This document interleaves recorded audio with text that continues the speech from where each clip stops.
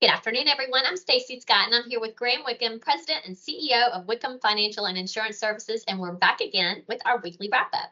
Graham, what can you tell us about what's been going on in the market this past week?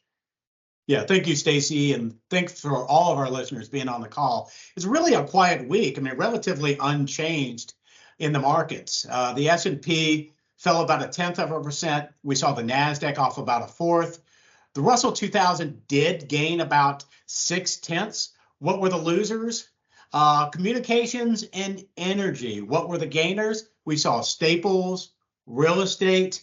If we go back to what fell the most, crude oil slumped about 6%, and it did fall below a key technical level.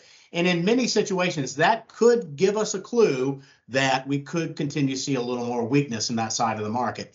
We'll just have to wait and see. We did see U.S. Treasury yields rise a bit.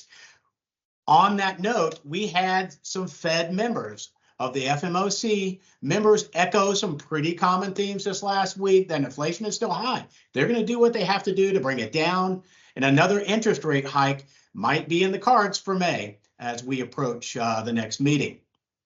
Existing home sales fell about 2.4% in March as those mortgage rates did jump. Increase in new construction and U.S. unemployment claims increased slightly to 245,000. Again, bad news, but it might be good news on the front of bringing inflation down and the Fed not having to be as hawkish. If we look at U.S. corporate earnings, we're right in the middle of it right now, but so far there hasn't been any alarms going off as earnings have not been falling off the cliff. But this is a huge week in earnings right now. Internationally, China's Q1 or their GDP expanded about 4.5%. That was the best growth we've seen in a year. Really moved with retail sales soaring about 10.6%.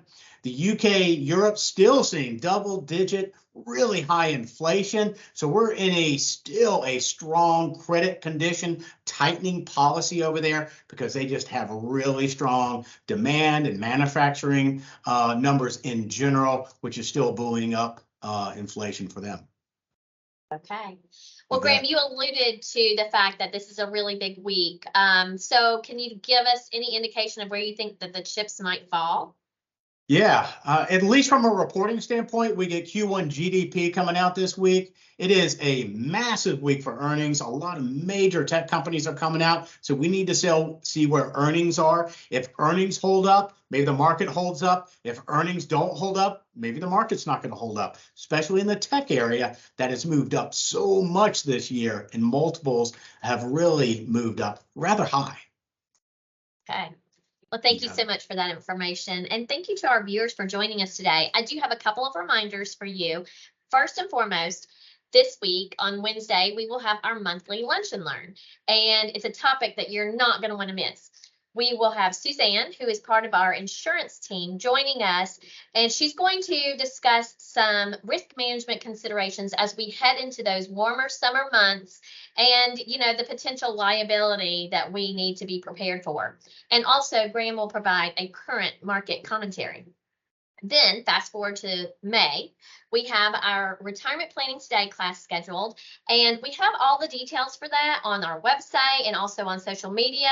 But also feel free to give us a call, and we can give you all the ins and outs of how to sign up for class. We would love to see you there. Thanks so much for joining us today, and we will look forward to seeing you on Wednesday and then again next Monday for a weekly wrap-up. Thanks so much. Take care.